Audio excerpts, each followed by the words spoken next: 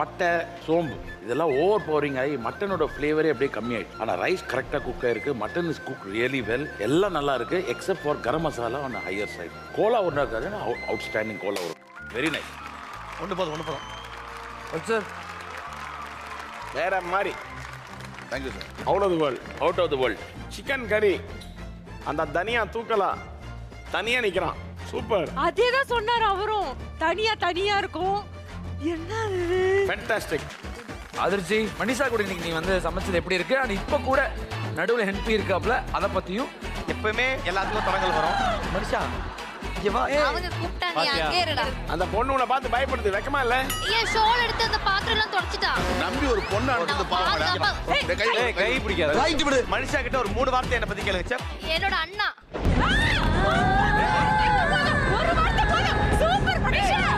செத்துறா.